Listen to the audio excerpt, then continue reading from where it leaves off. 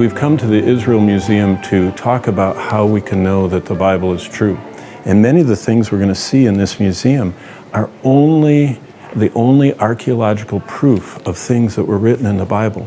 For example, it talked about King Herod, but they never found a place where King Herod was buried until Ehud Netzer excavated right here on the Herodium. And on the side of the Herodium, he found this completely broken and smashed box, which after they put it together, looking at the ornate work on it, it was a burial box, a ossuary, or a coffin of a king. And it is believed to be the actual sarcophagus of King Herod. This is one of the ornamental cornices, one of the decorations, and you can see in this movie here a reconstruction of what Herod's palace looked like and also what his final resting place looked like. King Herod, as we saw in Matthew 2, was the king that was over Israel when the wise men came looking for him who had been born the King of the Jews. Historic evidence that tells us this is the book we can trust, that everything written in the Bible is archaeologically verifiable. If you look long enough, you find everything the scriptures say is really there. Now, moving down here is my favorite part of the whole Israeli Museum, and as we study here, we know that the Bible gives the account of the crucifixion of Christ. And in that account, it says that there are two men that were presiding over Christ's crucifixion. One of them was Annas, and it says his father-in-law, Caiaphas. Right here is the burial box with the inscription, Joseph, son of Caiaphas. And so it's an actual inscription that historically captures the biblical account of the high priest in the time of Christ. And this box actually is the first time we've found an archaeological evidence of the name of Caiaphas in the Bible. This was found when they were making a parking lot over in Jerusalem off the Valley of Hinnom. And as they looked at it and the ornate inscriptions that you can see here and here, it's the first archaeological verifications of what the Bible said about Caiaphas. The second one is the only archaeological verification of Pilate. This inscription was found in Caesarea, in the theater that faces the sea, and it says on the inscription, Pontius Pilate, procurator of Judea. For hundreds of years, this stone was upside down and used as a seat in the theater. But when they restored the theater in 1960, they picked up each seat, and when they picked this seat up, there was this inscription, this Roman inscription that Pilate had made a donation in the city, and they had inscribed his name on it.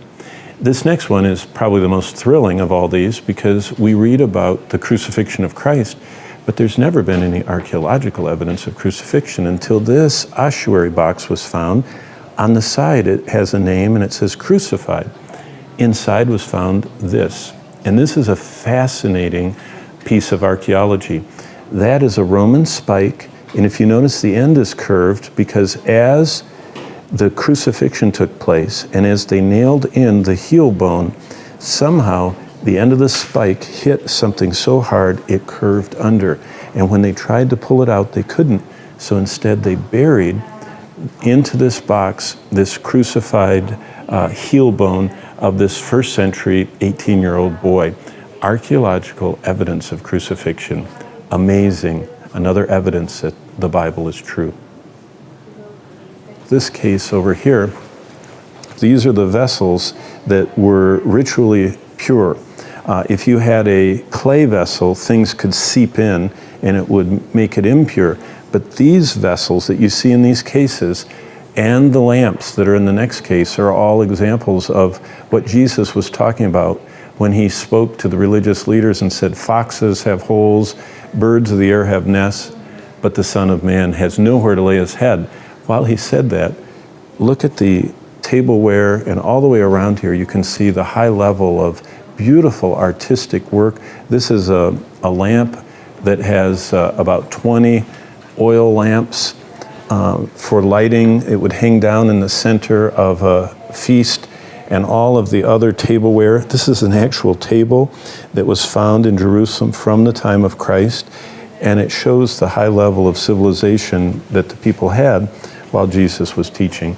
But again, all of these stone objects are from those that were following the ritual purity of the Jews. This stone was found in the excavations, and this stone says, "No foreigner shall enter." And it actually was from up on the railing that had the inner courtyard of the temple, that Gentiles could only come up to that fence, the fence that divides off the courtyard of the Jews. If a foreigner came in there, it was punishable by death. In the Bible, when Paul brought any of the Greek converts, they could not go in, but when he brought Timothy into the temple, he was told that the mob said that he brought a Greek into the temple. And actually, Timothy was not a Greek. He had a Greek father, but he was Jewish. And so the riots around Paul's time were because of this stone that said no one could bring any Gentile in. This stone is fascinating. This comes from this upper corner. You can see a picture of it right here, and it's the Trumpeting Stone. And this corner was the upper corner. You can see the little black dot right there on the corner of the temple at this high point on the corner. The trumpeter would blow the trumpet to tell the time of the sacrifices and the beginning of the Sabbath. And up there, when the Romans came, they threw that stone down, and it was actually found right down at the bottom, this very stone. And when we get to the southern steps, you'll see a reproduction of this. And this is the actual stone they found right down there, thrown down by the Roman destruction. As Jesus said, not one stone of the temple was left standing. This last plaster model here was found on the walls in the Jewish quarter archaeological work. And into the wall, you can see the actual drawing of the 7-arm menorah.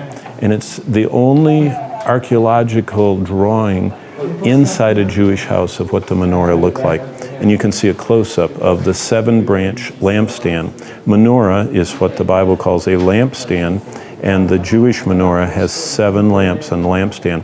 All of these further evidence of the details of the Bible, the events of the Bible, from Paul, from the trumpeting time, from even John talking about the 7 lampstands.